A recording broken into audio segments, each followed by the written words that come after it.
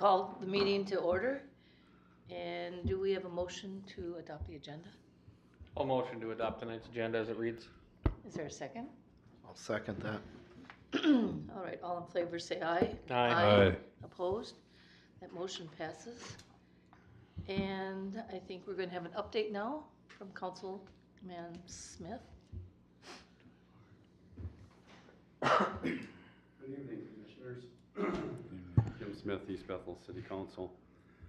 On October 14th, we had a work meeting, and we've been contacted by some residents over the two storms that we had for wind to try to get rid of brush and stuff like that because we don't really have a plan.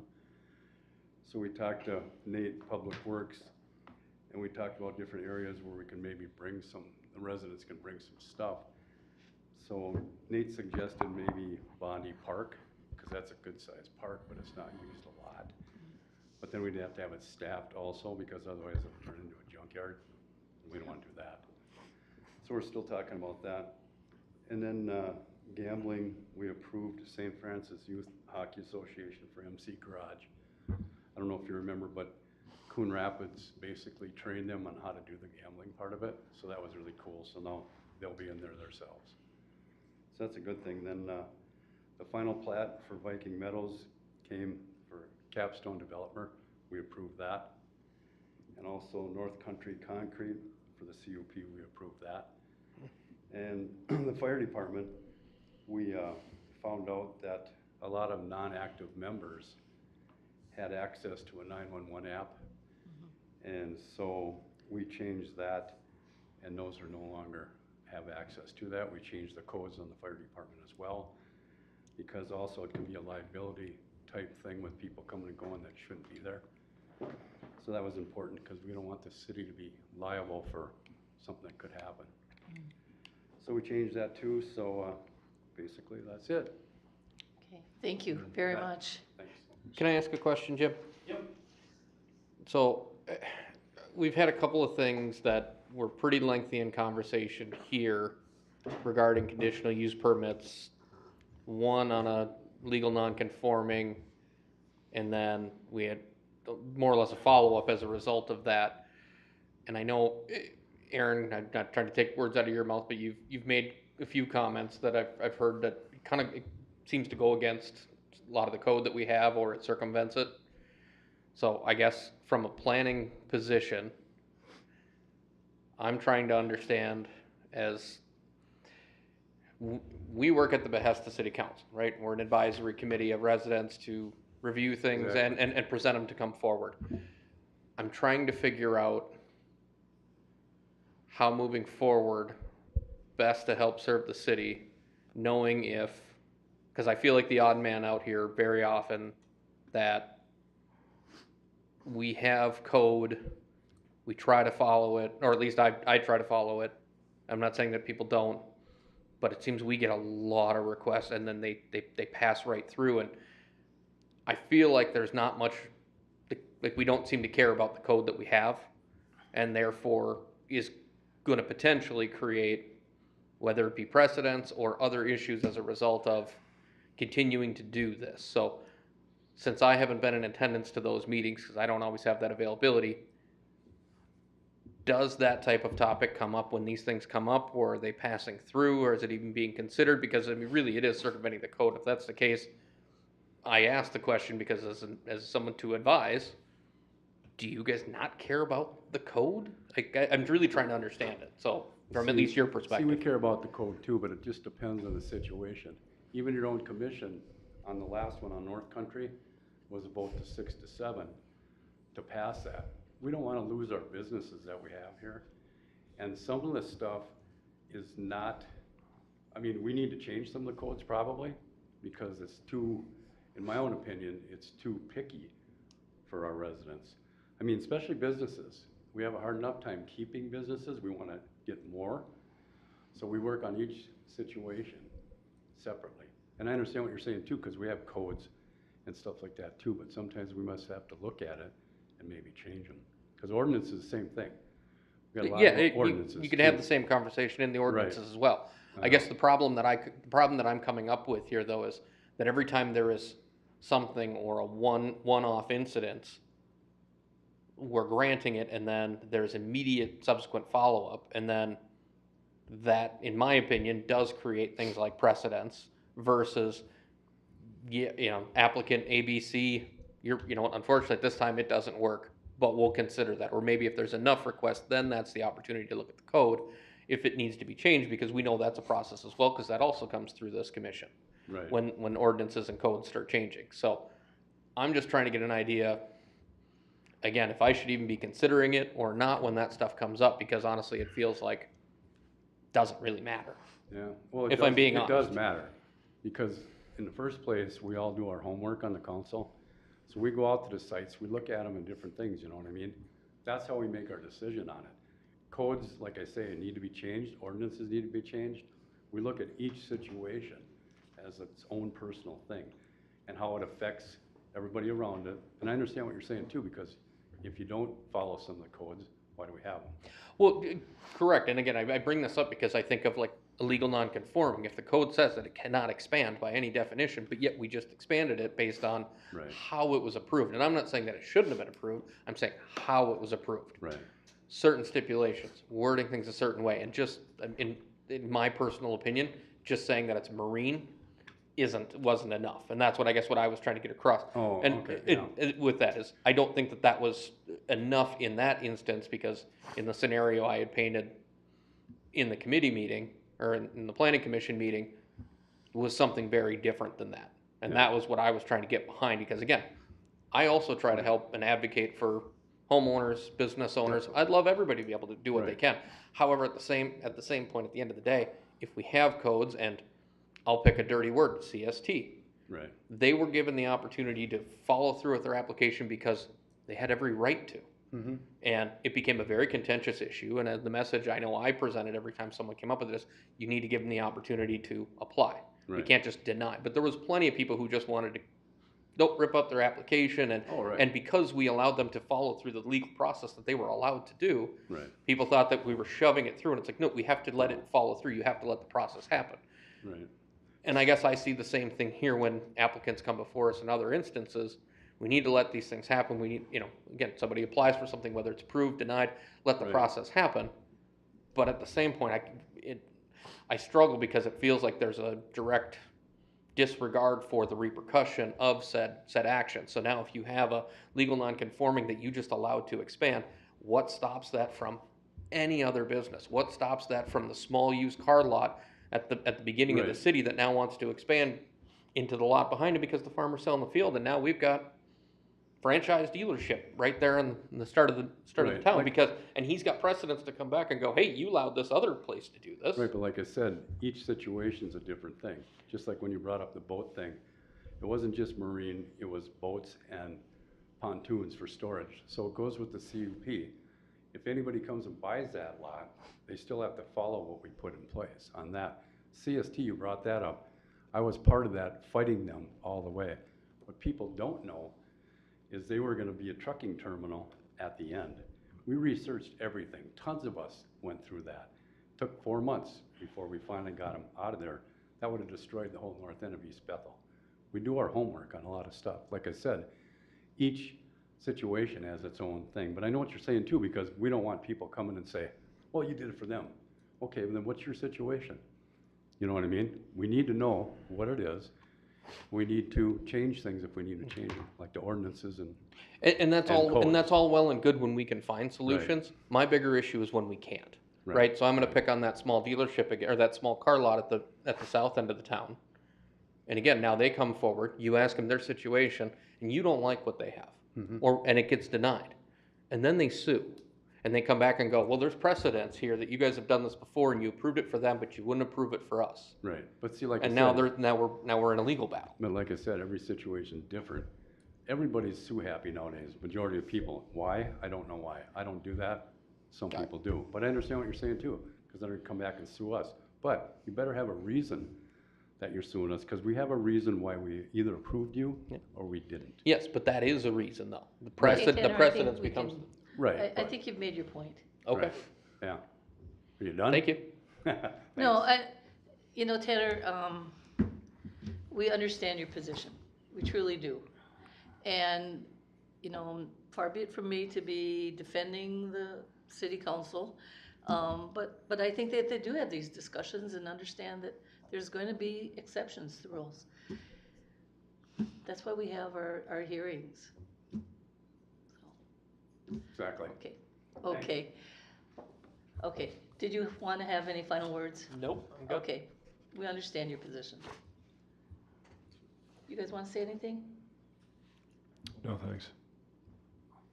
I won't cut you off. Okay, alrighty, thank you. So we will, thank you for your update. And we'll go on to the approval of minutes. Have you guys had a chance to read the minutes? Wonderful. Yes, line 6, it's Corey with a K, right? Yeah. Oh, good job. Line 41, foot privacy fence with an entrance gate onto Ulysses Street Northeast and the cul-de-sac onto 230. I think that should be on the cul-de-sac, not the cul-de-sac. I was confused there also, and I didn't know if it said one on or whatever. Right. I believe that is on the cul-de-sac, or should be on the cul-de-sac. Yep. And then line 47, the proposal, however, Verkus indicated he would be constructing a build on the parcel someday.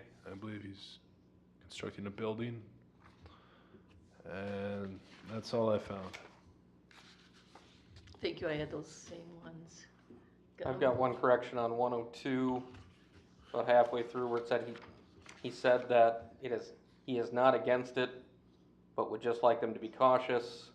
I would amend that to, he noted that he is not against this if there's a proper way to issue it, but would just like them to be cautious.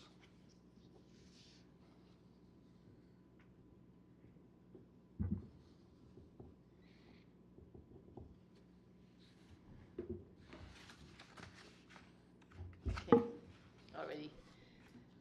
No others? All right, is there a motion to approve the minutes as corrected? Motion to approve the minutes as corrected. Second? I'll second that. All right, all in favor say aye. Aye. And opposed? That motion passes. And we're going on to agenda item number 5 already.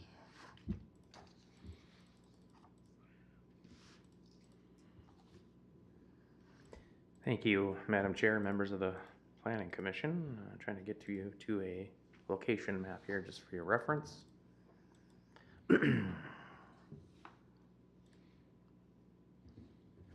All right,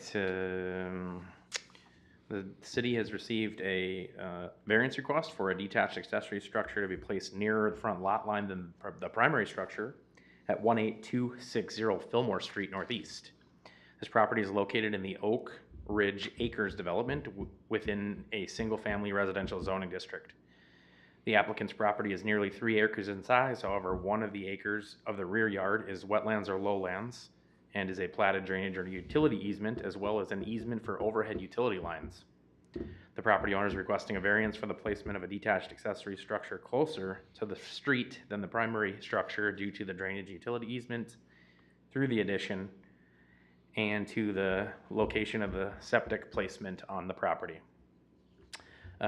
Zoning Code Appendix A, General Regulations, Section 14.2F states that no accessory building or detached private garage shall be located nearer the front lot line than the principal building except where the lot is 3 acres or greater and the existing principal building is located a minimum of 200 feet from the lot line.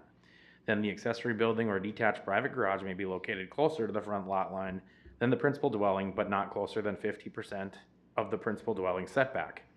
This property is 2.94 acres, with the primary structure set back 90 feet from the front lot line.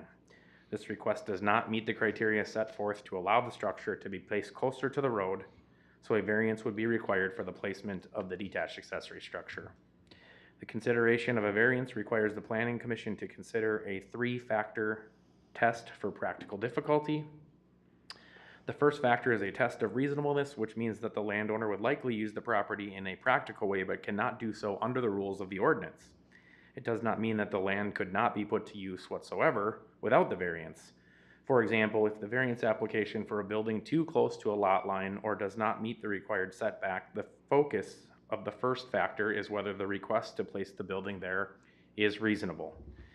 In this case, the property owner is requesting to build the detached accessory structure in which she may keep lawn equipment and general storage. This use is listed as an accessory use approved in the single-family residential zoning district. The second factor is that the landowner's problem is due to circumstances unique to the property and not caused by the landowner. The uniqueness generally relates to the physical characteristics of the particular piece of property, that is, to the land, and not the personal characteristics or preferences of the landowner. When considering the variance for a building to encroach or intrude into a setback, the first focus of this factor is whether there is anything particularly physically unique about the particular piece of property, such as sloping topography or other natural features like wetlands or trees. In this case, the property is unique in that it is divided in half by an 80-foot wide overhead power line utility easement, which is located behind the primary residence. The rear lot contains a 0.75 acre wetland, lowland, platted drainage and utility easement, which covers multiple properties in the development. There are also topographical challenges limiting the placement and orientation of the newly proposed detached accessory structure. The lot is wooded with a 10-foot change in elevation from the front lot line to the utility easement line. Also, the SSTS, or the septic drain field location, is directly south of the primary residence in the area in line with or behind the front of the foundation line of the primary residence. The third factor is that the variance would not alter the essential character of the neighborhood. This factor is used to consider whether the resulting structure would be out of scale, out of place, or otherwise inconsistent with the surrounding. For example, when thinking about a variance for an encroachment into a setback, the focus of how a particular building would look closer to the lot line and if it fits in that area, fits within the character of that area. In this case, the proposed structure will replace a temporary tarp building, which does not meet city code. The proposed detached accessory structure will not encroach on any other required setbacks. The construction of a new detached accessory structure will provide an enclosed structure in which the property owner can store personal property and screening all items from adjacent properties as is required by code.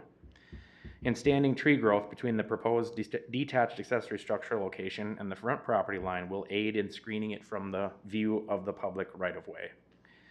Before I move on to the recommendation, I just want to show you an aerial of the property. As you can see, right down the middle of the property line is the overhead utility easement. Here is lowlands and wetlands at the back side of the property. The proposed location is right about here, and the drain field is located right here next to the garage. I do have another map. This is the topography map where you can see here in the cul-de-sac where the driveway is located is about 916 feet above sea level, and it very quickly drops off to 910, 908, 906, and 904 as it approaches the utility easement. So there's definitely sloping topography. And this is a septic design, and I also penciled in the location of where the 24 by 24 proposed detached accessory structure is to go. If the applicant were to attempt to put it behind the front lot line, or the front line of the primary structure, the only location is right on top of the drain field, or back here near the easements and or lowlands or drainage and utility easement, which is virtually useless for their purposes. The recommendation, city staff's requesting the planning commission hold a public hearing and recommend approval to the city council for a variance for the placement of a detached accessory structure nearer to the front lot line than the primary structure, with conditions as written in the attached resolution. Okay, thank you very much. I'm going to open the public hearing right now. If the applicant would like to come up, you could.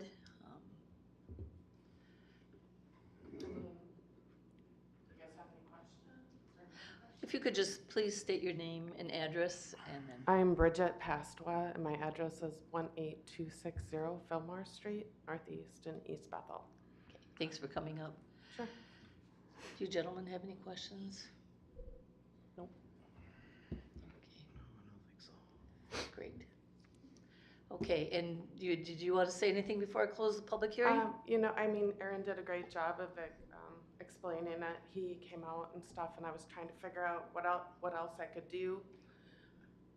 And there's not really another option, so he said this is the next step, so that's what I'm doing. Great. Okay, thank you very much. Uh-huh. I'm closing the public hearing. And gentlemen, if you'd like to have any comments? No, I mean, looking at the maps that Aaron's provided, there's not a lot of space for a detached accessory structure.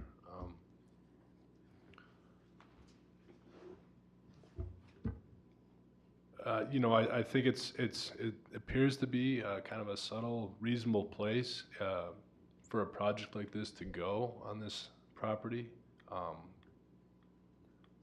Going further back into the lot, you can clearly see there's a lot more difficulty, which doesn't excuse, but you know, it's the reason this has come to a variance request, and I think that it's a reasonable request.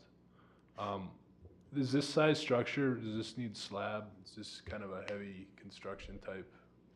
The actual design of the building is completely up to the applicant. They could do a slab on grade, traditional stick built, which I think is what she has in mind. You could also do a pole shed type building, but that's, I guess, for the applicant to determine.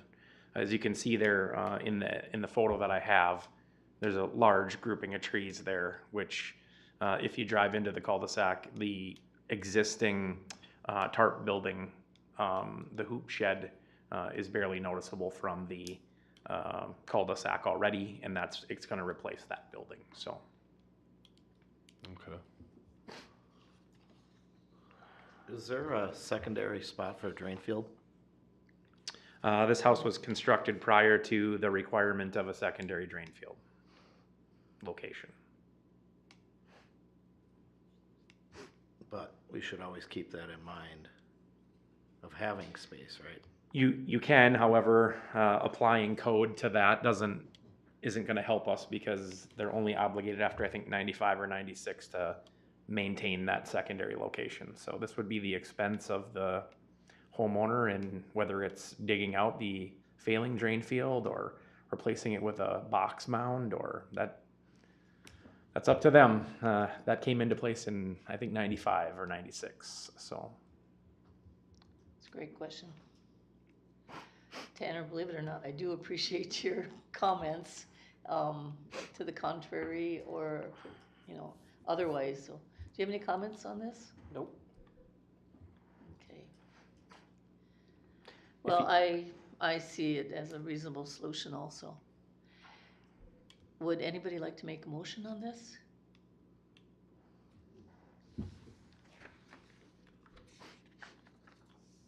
I'd like to make a resolution granting a variance for the placement of a structure nearer to the front property line than the principal structure for the construction of a residential detached accessory structure on property located at 18260 Fillmore Street Northeast, with the property identification number listed. Great. Is there a second? I had one other question about a driveway. How are you gonna access it? so Well, there's a motion on the floor. There needs to be Yeah. a second before just any additional discussion. I'll second it. Okay. I'll second the motion. Okay, for thanks. discussion. So this is an R1 zone, they're only allowed one driveway access, so they're gonna have to come into their driveway and make a left turn to get there. However, when I had conversations with the applicant, it doesn't sound like it's gonna be used for daily vehicle use, it's gonna be more for storage of garden tractor, general utility stuff. But they would not be allowed a second driveway. Any other discussion? Okay. All in favor of the motion, say aye. Aye. And opposed? Okay, that motion passes. This will go to the November 13th city council meeting. I don't believe we're meeting on November 11th, which is Veterans Day. I think it got pushed to the Wednesday. Does that sound right, Jim? I think so, yeah. Yeah, I believe it's November 13th.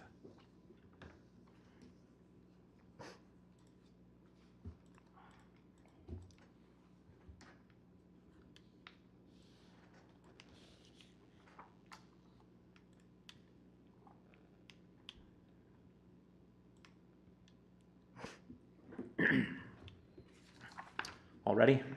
Okay.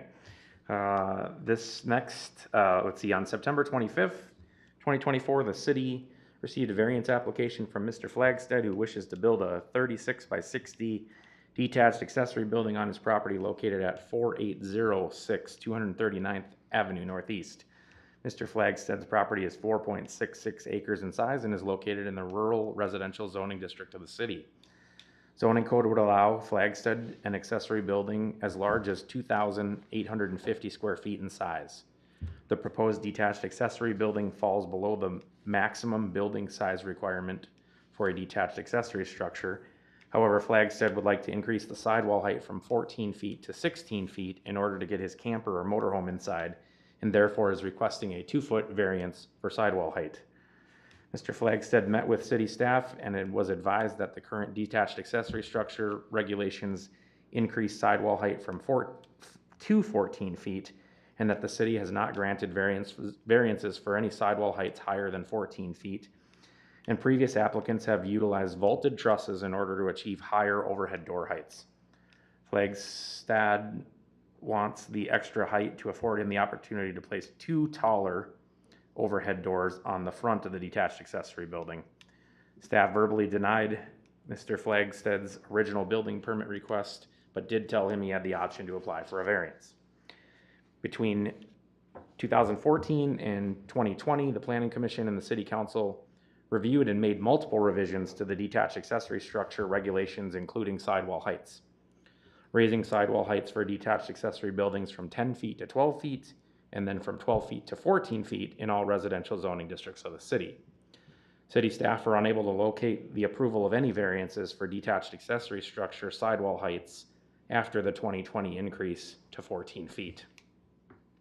To hear requests for variances from the literal provisions of the ordinance in instances where their strict enforcement would cause practical difficulties because of the circumstances unique to the property, or unique to the individual property under consideration, and to grant such variances only when it is demonstrated that such actions will be in keeping with the spirit and the intent of the ordinance. Practical difficulties as used in connection with the granting of variances means that the property owner proposes to use the property in a reasonable manner not permitted by an official control.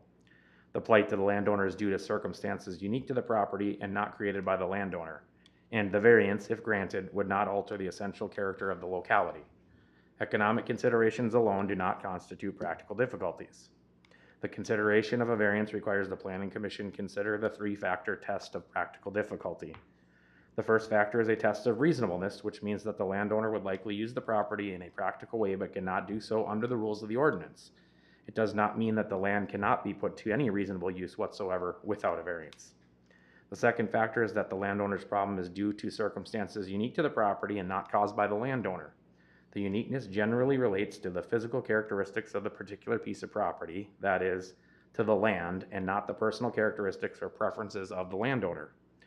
The third factor is that the variance would not alter the essential character of the neighborhood.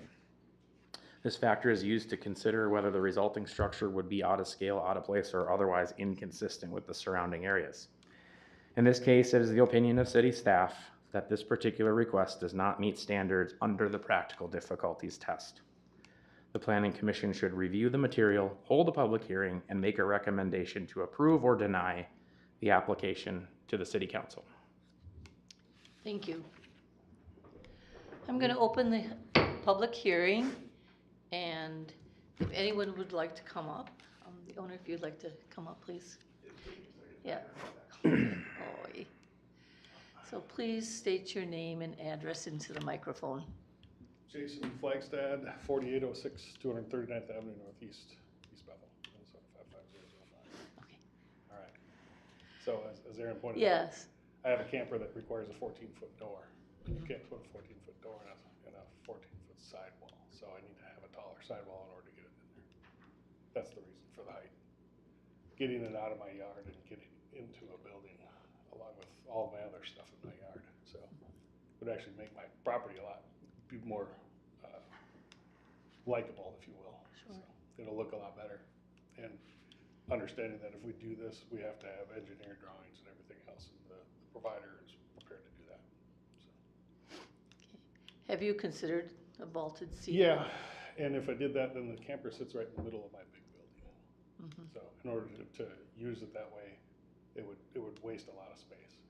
By allowing a 16-foot sidewall, I could back the camper in along one of the sidewalls for the winter, and it's not in the way. Versus right in the middle of the building. Have you considered making it a little bit wider, so you could put two Yeah. taller doors in? So it's gonna go right there, basically, right there. You see the 4806? It's gonna go right there, and it's really 40 feet's about as high as I can go. So I guess what I'm asking is, have you considered how you could be in compliance with the code? That's the only way I could do it, is to put the camper in the middle of the building. Mhm. So that's why I asked for a variance to go up, because I have seen taller buildings. I know Tanner talked about precedences before, but I've seen taller buildings around the city, and they were probably prior to these changes. But I'm simply gonna use it for storage, but I need it tall enough to, use my camper and then other items as well. But if I put my camper right in the middle of the building, it's pointless to build it. Gentlemen, do you have anything that you'd like to ask the applicant? Have you considered a smaller camper? And this is actually one of the smaller campers I've had, and it's my wife and my future winter home, if you will. So it's a livable camper.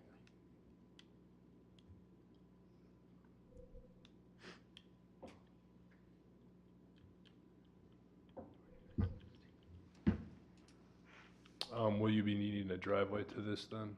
No, it's only storage. And you can see where it sits. Basically, just come off the driveway, have a back camper into it, and shut the door. It's not really a garage, just storage. All the cars go up to the main drive up here. His lot is large enough in size and his house is set back far enough off the highway, he would be allowed to, or the road, he would be allowed to place it in front of the front line of the house. It does meet that standard. So the variance is literally just for the sidewall height. The closest part of the building would be like 400 feet from the Yeah. He's far enough back to meet the And exception. it's all sheltered by trees. Mhm. Okay. Anyone else have anything they'd want to say? Okay. Sir, anything else? Okay, then I'll close the public hearing. Any comments, gentlemen? Yeah, I understand his frustration, but there is a fix of, he could have doors on the side, and the big door in the middle. So I'm struggling with this one. They need a driveway. They need to be able to get at it, and right now that's all I got. On the sidewalk. Okay, so for right now, the public hearing is closed, but if we need to bring you back up, we will, we certainly will. Okay. Yeah, I'm looking at those numbers. That's a considerable accessory structure in size, and I'm sure the camper is, like you said, livable. It's a big. So I'm having trouble with the logistics of a building that size not being able to house a lot of stuff. It was mentioned that the camper would fit in the middle, but that would ruin the point. You said something along the lines of make the whole structure just not practical, something to that nature. But I think that solutions can be made to the problem of being able to get access to the remainder of that structure, proposed structure. 36 by 60 is, that's a pretty fair size.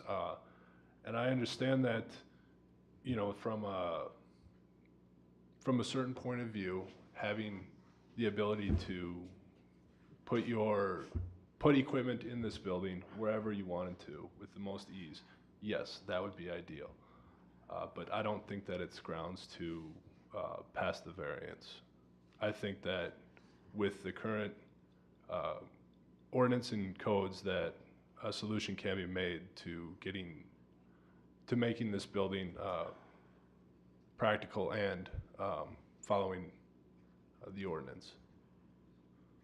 So that's kind of where I'm at with this.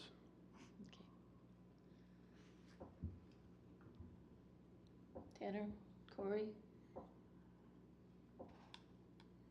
I guess I'm just, what, can I ask him, what side, so you plan on using the gable end for the Do you want me garage to, door? do you want me to open the Yeah. public You hearing? won't need to open it, he can just come and speak. Okay, Yeah. okay, great, thank Yep, you, once Tanner. you've had the Gable public end? hearing, Yeah. it doesn't need to reopen. Okay. Oh, now you're making him walk up. Yeah, and so it would Back be, right up against that'd be the woodline. 36-foot side, I'm assuming, right? Yeah, And then, so you could put, I could easily put one in the center. how wide do you need for that, 12 or 16? No, it's a 12 wide by a 14-foot tall door. Okay, so So- 12, That, because then you could put 10-foot door on either side of that, you could, technically, you could. because then you'd have to, you know, so it is possible, I guess. But you're looking at, okay, I understand what you're saying. You want a 10 by 12 on one side. Actually, I was gonna put two 10 or 12 by 14 doors right up Okay. front, so it looks nice and symmetrical. Sure. And good looking, so, Right. with the, what do you call it, the wainscot around the outside of it. Okay. Okay, before this gentleman has to walk back to Yeah, his I don't chair, have any more. does anybody have any questions? No, sorry about making them. Okay, no, sorry. Okay, and just as kind of some final words from me, I'm really struggling with giving a variance on this also, especially since we have several times, I believe, denied the same request and worked around to get solutions on how to make it work for the homeowner. So we do have a hard time saying no to people. We really do. We don't take this lightly. And we haven't voted yet, but that's just my opinion on this, is that I think that there's a solution to make it work. Does anyone want to make a motion?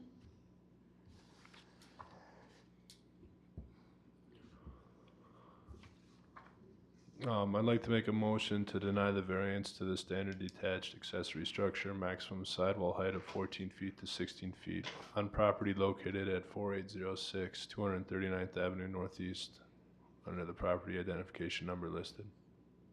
And Brian, I'm so sorry, but I didn't hear the very first, you said you make a motion to recommend Recommend. denial of the variance. Council makes the final decision, it's not, You're right. Not on ours, We it's don't, our- yeah, we don't deny it. it's our I recommendation. apologize. So you're recommending, I will A denial. like to recommend, yes, a denial. It only took me 5 years to figure it out. Okay, I think we've got that right, Aaron, and is there a second? Yeah, I'll second the motion. Thank you.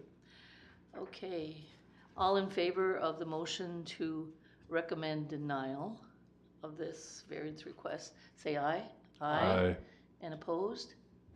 So that motion passes. November 13th, the city council will make the final decision. Right, and it's ultimately up to them. There is no Okay. public hearing at that one. There's a public forum early on in the meeting, but there's no public hearing for each item during the meeting, so. I mean, you can show up if you want to see the ultimate outcome. You also have the opportunity between now and then to make contact with your council members, lobby for your position, explain yourself. They will the ones that make the final choice. Right, and Aaron, at the public forum, he would be able to have like 3 minutes to talk to that Correct. subject if you'd like to too. Okay, thank you. And the next item on the agenda, look at that, it's adjourn. Is there a motion to adjourn? I'll make a motion to adjourn. I'll second the motion. All in favor of that, say aye. Aye. Aye. Opposed? That motion passes and we are adjourned. Thank you.